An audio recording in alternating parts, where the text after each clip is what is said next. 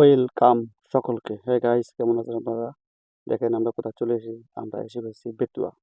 অবশেষে 12 থেকে 13 ঘন্টা লঞ্চ জার্নি করার পর দিয়ে লঞ্চ এসেছে বেতুয়া। আসলে যে পরিমাণ লঞ্চ চালাইছিল প্রথম সদরঘাট থেকে ছাড়ার সময়, ওই পরিমাণ লঞ্চ যদি ওনারা গতিবিধি রাখতো তাহলে মনে করেন লঞ্চ এসে পড়তো 4টা থেকে 5টার ভিতরে। যাই হোক, সেটা কোনো কথা নয়, আল্লাহর রসুল দয়া, ইনশাল্লাহ সহি সালামতে পৌঁছেছি, এটাই সবচেয়ে বড় কথা। আলহামদুলিল্লাহ, আল্লাহ পাক চাইলে সব কিছু করতে পারেন, আলহামদুলিল্লাহ।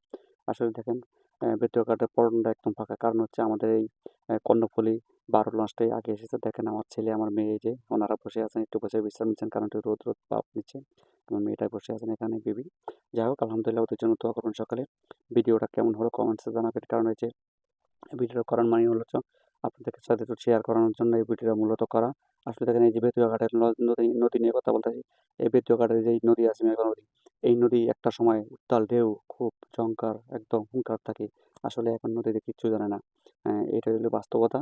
কারণ 2 লাখ সিজন তো এখন, সেই জন্য এই অবস্থা। যদি বর্ষার সিজন হতো তাহলে বোঝা যেত নদীর কী অবস্থা। অনেকে আসে লঞ্চ দিয়ে আসতে অনেকে ভয় পায়, কারণ হচ্ছে বিশেষ করে উত্তরবঙ্গের, পশ্চিমবঙ্গের লোক যদি কেউ আসে এইসব এলাকায়, তাহলে মানে ওনারা স্টক করে ফেলবেন নদীর ভিতরেই, বর্ষাকালে আসলে, বিশেষ করে। যাই হোক, সেটা কোনো কথা নয়, কথা হচ্ছে ভিডিওটা আপনাদের মধ্যে তুলে ধরছি, এটির কোনো কথা। আপনারা কমেন্টস করবেন, শেয়ার করবেন, আরও সুন্দর সুন্দর ব্লগ পেতে হাজারি ব্লগকে সাবস্ক্রাইব করে রাখবেন, আর সুন্দর সুন্দর ব্লগ যেন আপনাদেরকে আমি উপহার দিতে পারি।